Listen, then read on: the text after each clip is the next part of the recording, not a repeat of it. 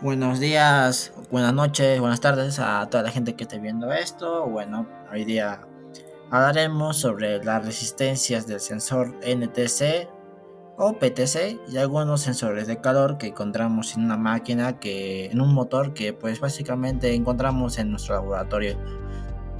Y bueno, para empezar, ¿qué es un sensor NTC o PTC? Bueno, un sensor NTC, que en inglés sería Negative Temperature Coefficient, o PTC, que vendría siendo en inglés Positive Temperature Coefficient, es un tipo de termistor cuya resistencia eléctrica varía significativamente con la temperatura. Los NTC disminuyen su resistencia al aumentar la temperatura, mientras que los PTC lo aumentan con el tiempo, siendo utilizados comúnmente en aplicaciones de medición, control térmico y protección contra sobrecalentamiento de circuitos eléctricos. Y bueno, dicho eso, ahora les mostraré pues básicamente una prueba de resistencia de sensor NTC o PTC que hicimos con el motor. Primero, mediremos la resistencia de sensor en frío, en temperatura ambiente, utilizando un oniómetro. En nuestro caso salió 3.2 kilohonios en frío. Bueno, después encenderemos el motor y lo dejaremos funcionar durante aproximadamente 14-15 minutos para que el sensor alcance su temperatura de trabajo, y luego a tomar la medición de resistencia con el oniómetro para comparar ambos valores y verificar su correcto funcionamiento. Los datos que tuvimos fueron 3.2 kilohonios en frío, como había dicho antes, y 1.327 kilohonios en caliente.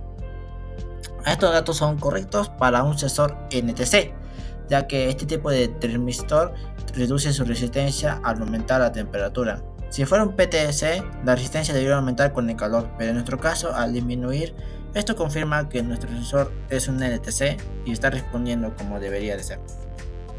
Bueno, ahora pasaremos con lo que vendría siendo la prueba de alimentación o voltaje. Y para medir el voltaje de alimentación del sensor, conectaremos el terminal COM del voltímetro a masa tierra y el terminal V en positivo a uno de los cables del conector del sensor.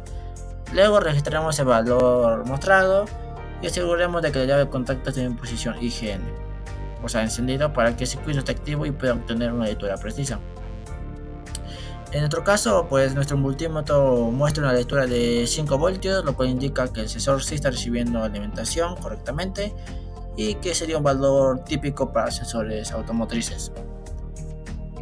Y bueno, eso sería ya para las pruebas. Ahora pues les relataré un poco, les mostraré un poco los sensores que logramos encontrar en nuestro motor. Algunos cuantos, no toditos, pero los que hemos podido encontrar. Primero tenemos el sensor de combustible o el sensor de presión de combustible, y su función mide la presión de combustible en el sistema de inyección como raíz, bomba, eyector, etc. Y su importancia es que garantiza que la presión sea óptima para una combustión eficiente y evite fallos por exceso o falta de combustible. Después tendríamos el sensor de nivel de combustible, el cual por su función detecta la cantidad de combustible en el tanque, y su importancia es permitir monitorear el consumo y evitar quedarse sin combustible en operaciones críticas. Ahora tendríamos el sensor de cigüeñal, que vendría siendo el sensor de posición de cigüeñal SKP, y su función detecta la posición y velocidad de rotación de cigüeñal.